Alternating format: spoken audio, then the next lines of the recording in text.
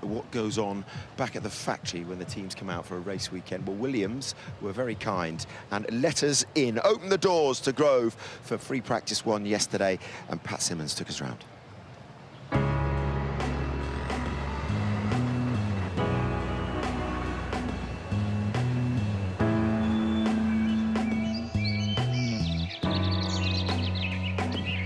So our guys were in at around 1 o'clock this morning, setting everything up, getting prepared for the sessions, going through the pre-briefs, because we don't just have a debrief, we have to go through all the plans of what we're going to do during the day. So it gets to be quite a long night for them. Malaysia is always tough. Very high temperatures, particularly very high humidity. That's the thing in Malaysia that really wears you down. It's a few minutes before 6, so just getting ready for second practice to start. And we have a team of engineers here in contact with the track and able to support them, to help them to do data analysis, adding value to the work that's going on back in Kuala Lumpur. And there's genuine respect for the analysis that's done in each area. You know, it's not as if the race team think, well, this is our job. They really do appreciate and rely on the support that's given from the rest of the operations group. When I'm in the factory, I tend to just follow things in my office. I have a replica, if you like, of everything we've seen in operations, so I can listen, I can watch, I can get all the data. And now I'm going to have a short chat with Jakob, who's effectively taking my role at the circuit in Malaysia today, and just get his views. Yeah, so regarding Valtteri, very happy with his fitness and recovery from his back issue. All signs are good at the moment. Particularly, I think, a positive sign that he was straight away using the brakes 100%. I think that's a good sign that he's feeling confident about it. The long runs, Ferrari look a bit worrying, don't they? Yeah, they're a little bit ahead of us at the moment, and we've got some homework to do.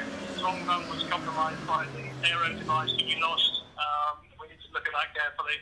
We need to make sure we make the right decisions for the race, and not just for qualifying. I think as well, I'm quite pleased with the way the team operated. It was all very calm, so that's all good signs. Okay, excellent. All right, well, let's go into debrief now, and then we'll pick up from there. That's where we just go through every run we've done, every change we've made, every aspect of the car, and we really just discuss then as a team how we think we can move the performance forward, how we can beat Ferrari. It's quite clear we don't quite have the resource of some of the bigger teams, but the guys in the factory act as a conduit to make sure that we've got all the information that we need to do the job. I could see that the Ferrari was not just running quickly, but it was running with pretty low tyre degradation.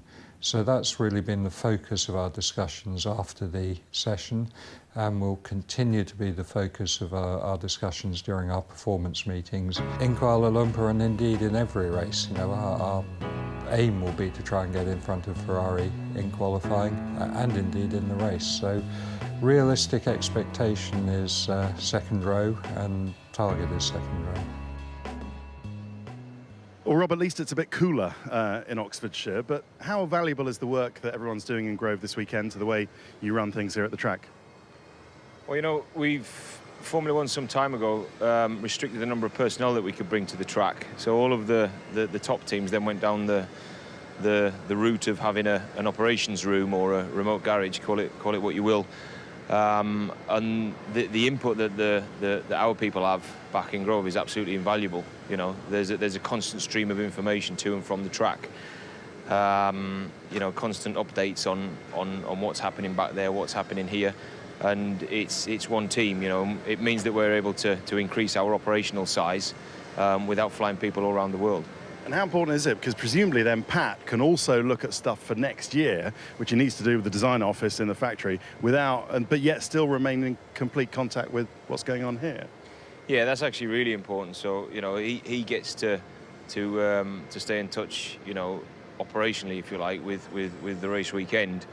But But then, yeah, he's back at the factory and working his normal hours, or possibly some offset hours, which keeps the development going back there. Okay. And can you think of a time when they've made a call, 6,000 or so miles away, over the radio to you here in real time, and it's made a real difference in the race, maybe?